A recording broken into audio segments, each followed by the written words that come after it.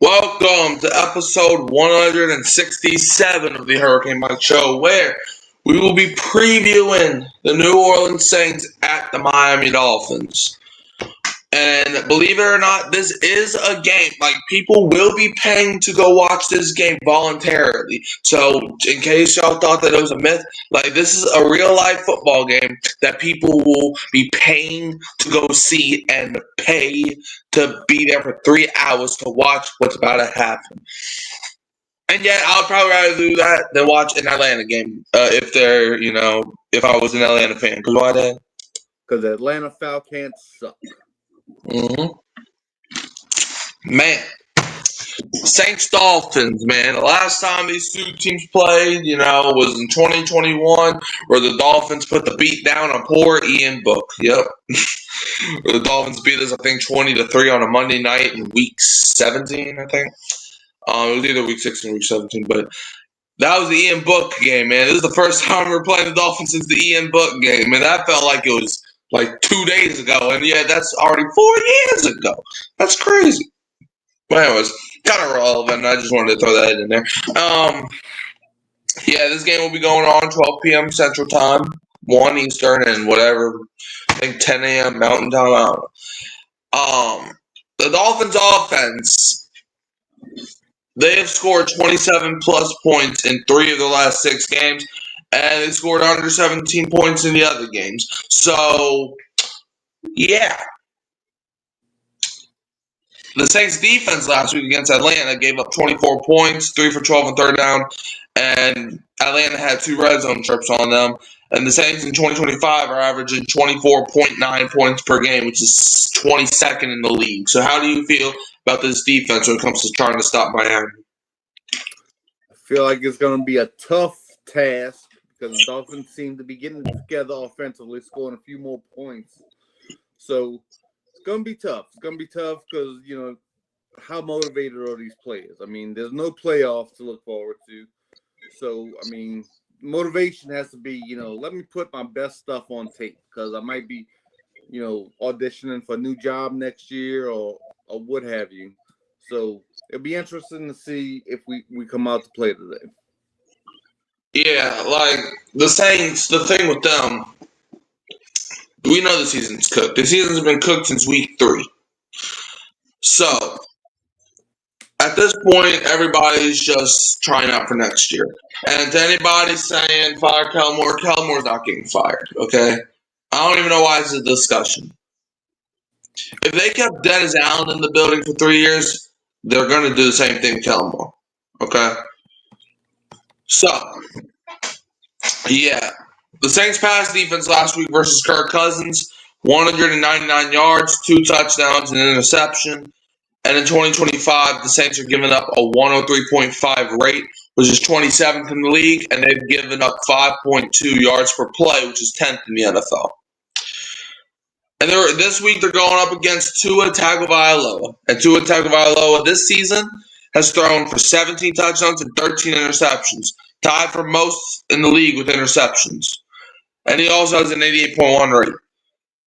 He's also taken 21 sacks in 11 games. And also has averaged like a 2.56 when it comes to like throwing the ball, like how quick he throws the ball, which is the quickest in the league. So it's gonna be tough to get pressure on Tua because he be getting that ball out super fast. So we gotta, our coverage has to be elite today if we have any chance in stopping that. The Saints pass rush last week has got 3 sacks on 23 pass attempts.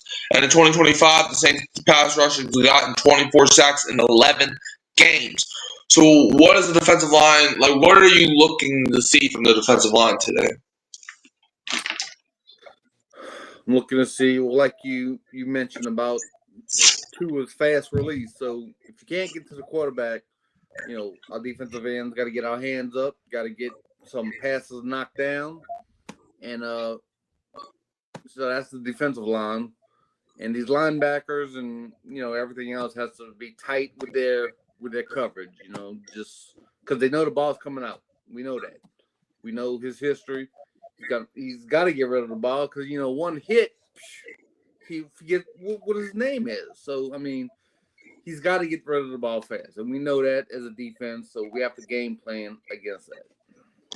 Yeah, like the thing with Tua, it's like Tua to me is he kind of resembled what Spencer Rattler was early in the season with the Saints, where it's like Tua, he just gets the ball out super quick, but he's just not that dynamic of a quarterback. Um, like Tua, I think it was 2 or 3 seasons ago where he led the league in passing yards. That's cool and all, but he's not that guy no more. I don't know if the concussions got to his brain and turned it into scrambled eggs or whatever, but I mean, it does help though when you have Jalen Waddle because Jalen Waddle this season has 49 receptions for 722 yards and 5 touchdowns. Jalen Waddle's gotten 80 plus yards 5 of the last 7 games. So, what matchup do you want to see on Jalen Waddle today? Well, he appears to be their number one weapon.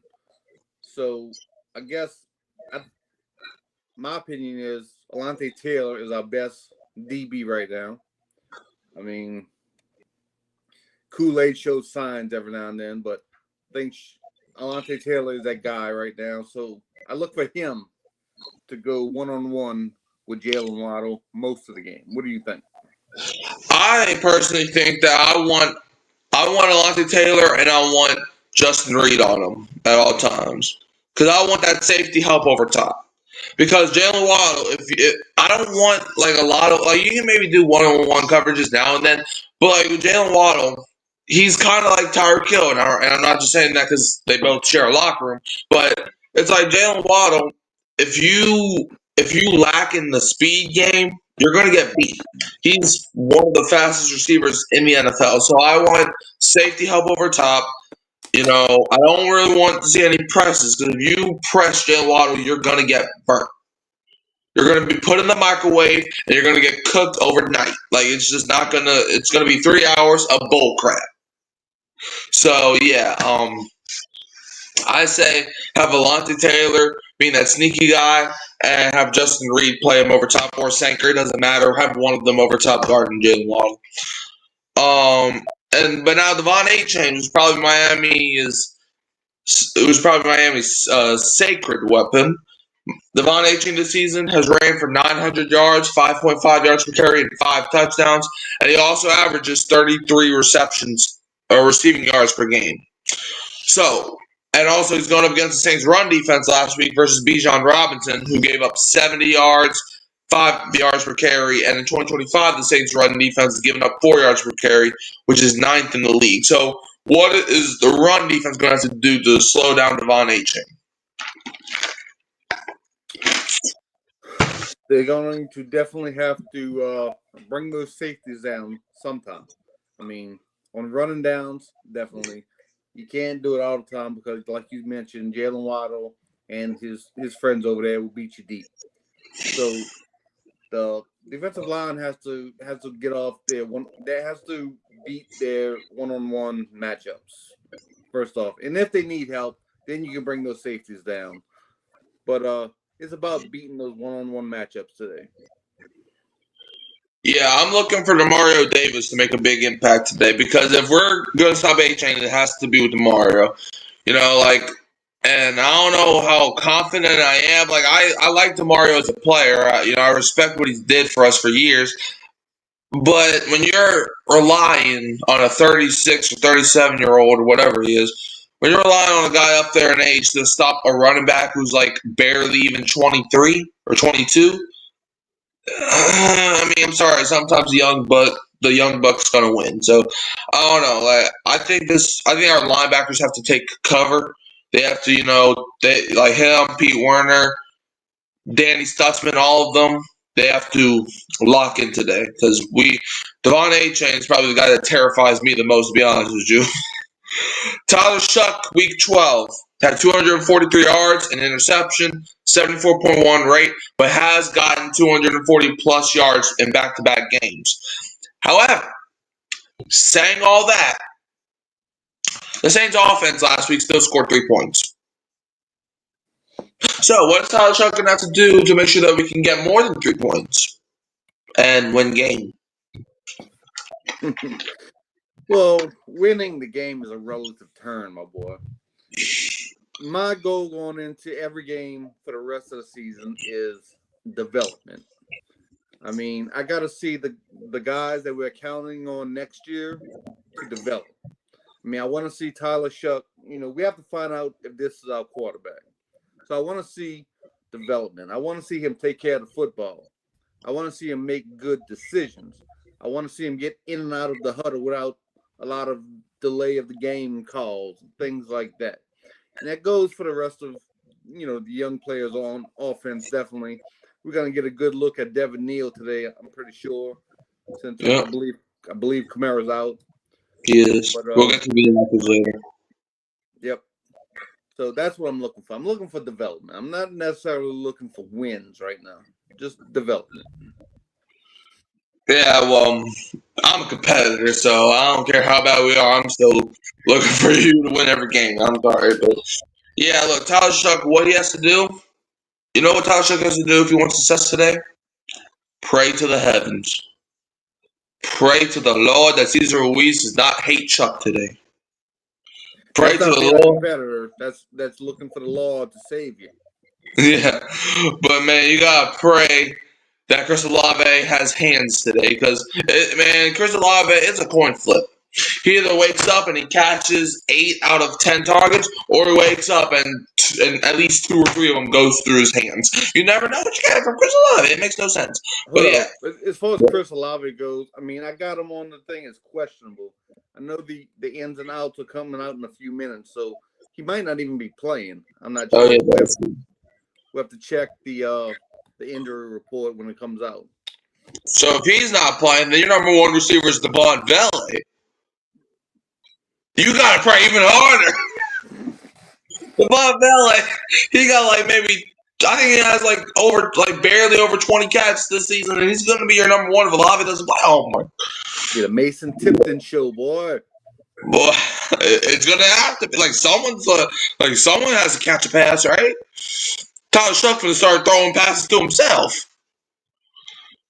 Man, it's gonna be so bad they're gonna get Kellen Moore out there running around to be like, "Hey, I might as well go in here." It's like it's terrible. Nah, this is terrible. But anyways, the Saints offense last week scored, like I mentioned, scored 3 points. They were 5 for 16 on third down, and they were 0 for 3 in the red zone. And in 2025, they are averaging 15 points per game, which is tied for 31st in the league. So yeah, the Dolphins offense this season has scored under 14 points in 3 of their last 4 games. And their pass defense in 2025 has given up under 210 yards 4 of the last 5 games. And in 2025, they're giving up a 109.5 rate, which is 31st in the league. So that's something to look forward to, I guess. So, and also their pass rush this season has gotten 21 sacks in 11 games. Bradley Chubb has 5 of those sacks. And the offense for the Saints, they took 5 sacks last week in 45 pass attempts. And 2 sacks taken the week prior. So what is the mass unit standing in front of Shuck going to have to do to not get Shuck murdered and question his life choices of playing football? Well, Ruiz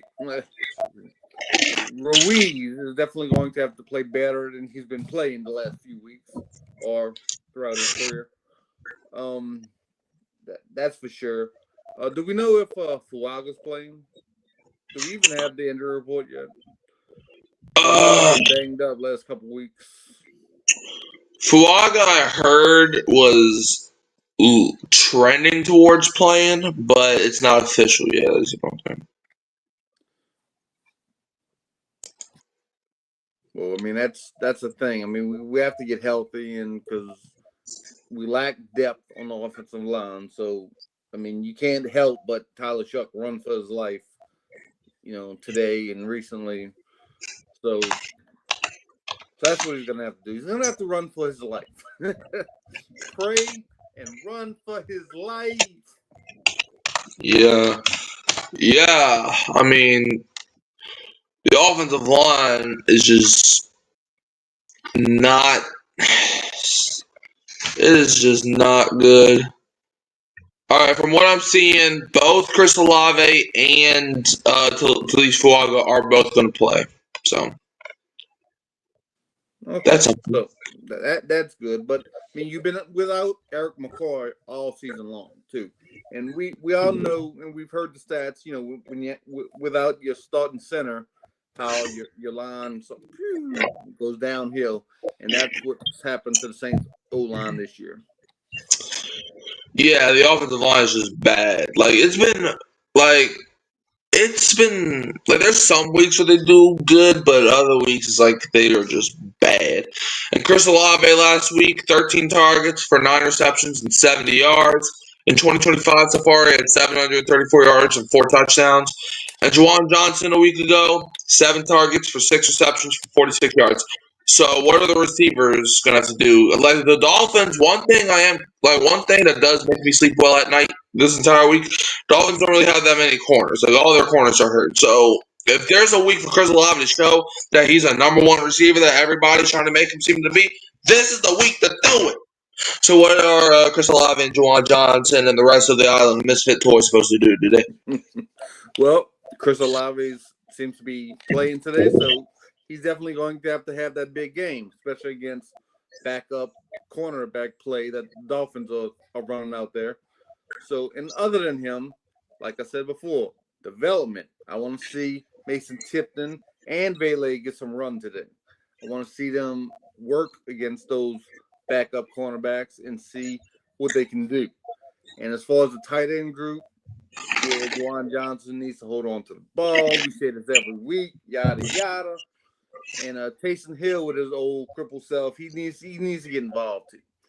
They need to throw him the ball. They need to have him run. They need to use him while he's still around. I mean, the guy's getting up there, 36, 37 years old with all these injuries. So I don't know how much he's got left in the tank. Yeah, I think this is Taysom's last year, to be honest with you. Juwan and Olave are going to have to step up today, but like we can't keep relying on these two. We don't have This is why I still don't understand why we traded this boy Shaheed. I don't understand why. Because if Chris Olave was not a good to go today, like let's say for example if he was out, who are you going to throw the ball to? Like you cut Brandon Cooks, which is also why I don't understand that. And I'm not saying I don't understand you cutting Brandon Cooks because you're missing out on him. I'm saying why are you giving Tyler Shuck less and less weapons each week? It feels like every single week someone goes down or someone's get cut, someone gets traded. Like each week you get a less weapon for Shuck. Is he not a rookie QB? What you want him to make Maybe they're terrible? thinking the same thing I'm thinking. Like Brandon Cooks not going to help us next year. He's not going to help us in the future. Bye-bye, Brandon Cooks. Let's give Mason Tipton and Vele and some of these other dudes more chances. Well, they better come up because these might be one of their last few chances. But anyways, let's get to the history department where we will discuss one of the most iconic games in Saints Dolphins history. In 2009, the year the Saints won a Super Bowl in Miami. Fun fact. In 2009, the Saints beat the Dolphins by a final score of 46-34. It was the game where Reggie Bush leaped over folk, and this was the game. And I picked this game for a reason. There has to be some kind of like storyline. This was the most combined points in a single Saints Dolphins game in history. As there was 90 combined points. So yeah, it was the most combined points in Saints Dolphins in the same game in their history. Will that happen? It will probably be the opposite. This is probably going to be the least amount of points scored in Saints Dolphins history. So we'll see how that goes. The Dolphins currently lead the series against the Saints 7-6. So a win for the Saints today would tie up the all-time series against the Dolphins. So Dad, what is your prediction for Saints Dolphins?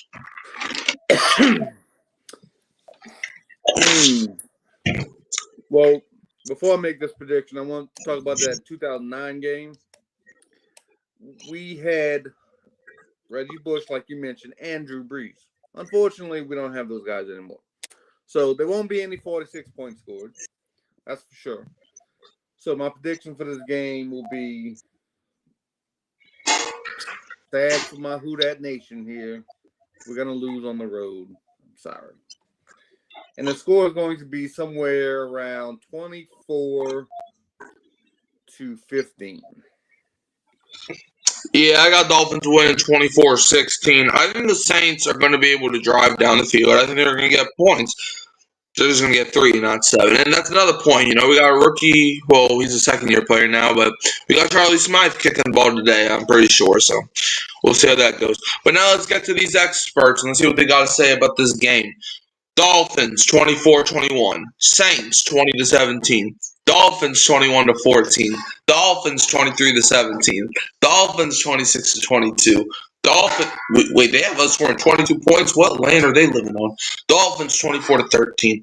Dolphins 13-10. Dolphins 28-17. Dolphins 24-16. So one of them thinks the exact same thing I do. And Dolphins 24-17. So 1 for the Saints, 9 for the Dolphins. So the Saints were to play the Dolphins. Well, they are playing. So on a 1 out of 10, they're giving the Saints a 1% chance to win. Do you have anything to say about that?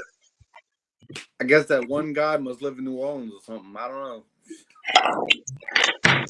I feel like that's most of the weeks, though. It's like where the Saints have that one person. I don't know. But yeah. Is it the same person? Do we know that? I think so, because it's usually the second time, so it might be the same person. But yeah, now let's go over the inactives for this game. The Saints inactives, they'll be without DB Ugo Amadi, cornerback Rajon Wright, running back Alvin Kamara, tackle Barry Wesley, tight end Zaire Mitchell-Payton, defensive tackle John Ridgway III, and defensive tackle Christian Boyd. And the Dolphins, they have a few inactives.